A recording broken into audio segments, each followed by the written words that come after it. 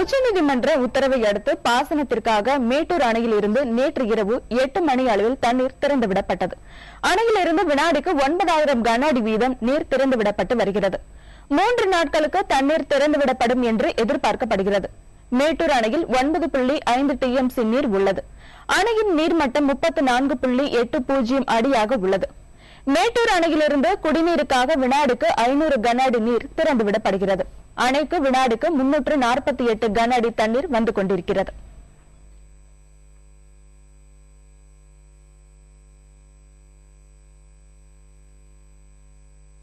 மேட்டூர் அணையில் இருந்து தண்ணீர் திறந்துவிடப்பட்டுள்ள நிலையில் தற்போதைய நிலவரம் பற்றிய விவரங்களை நமது செய்தியாளர் மோகன்ராஜிடம் கேட்கலாம். மோகன், மேட்டூர் அணையில தண்ணீர் இருப்பு நிலவரம் என்ன? இப்போ இன்று காலை நிலவரப்படி நீர்மட்டமானது 34.04 அடியாக இருக்கு. இதே போல நீர் இருப்பை பொறுத்தவரையில் 9.227 TMC என்ற அளவிற்கு இருக்கு. நீர்வரத்து நேற்று இருந்ததை காட்டிலும் தற்போது ஒரு 50 கன அடி வீதம் குறைந்து வினாடிக்கு 330 கன அடி தண்ணீர் மேட்டூர் அணைக்கு வந்து கொண்டு இருக்கிறது.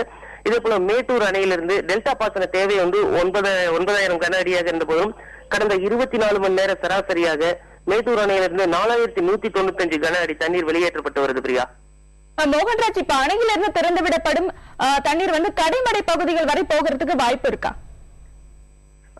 இப்ப ஏற்கனவே காலதாமதமாக தான் தண்ணீர் திறக்கப்பட்டது மேட்டூர் அணையிலிருந்து டெல்டா பாசனத்துக்காக. குறிப்பிட்டு சொல்லணும் அப்படின்னாக்கா, டெல்டா பாசனத்துக்காக வழக்கமா ஜூன் மாதம் 12 முதல் ஜனவரி மாதம் 28ஆம் தேதி வரை தண்ணீர் திறக்க வேண்டும். ஆனா இந்த ஆண்டு நடப்பாண்டை பொறுத்த வரைக்கும் செப்டம்பர் மாதம் 17ஆம் தேதி தண்ணீர் திறக்கப்பட்டது. அதுவும் முழுமையாக திறக்கப்படாமல் அவ்வப்போது நிறுத்தப்பட்டது, மீண்டும் திறக்கப்பட்டது.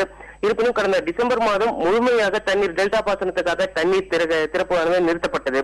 இந்த நிலையில் காவிரி, அதாவது டெல்டா பாசனத்திற்கு செல்லும் காவிரி வழித்தடமானது முழுமையாக வறண்டு காணப்படுவதாக ஒரு தகவல் கிடைச்சிருக்கு.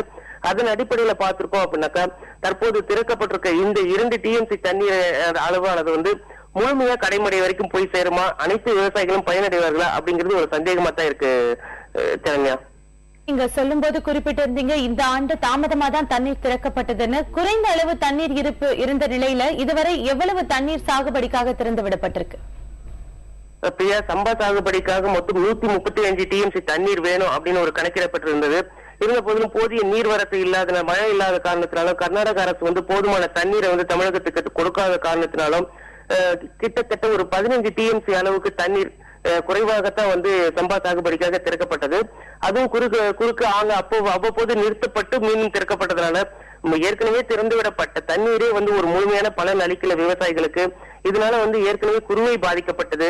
இந்த நிலையில சம்பா சாகுபடியும் முற்றிலுமாக பாதிக்கப்பட்டுள்ளதாக தான் டெல்டா மாவட்ட விவசாயிகள் தெரிவிச்சிருக்காங்க.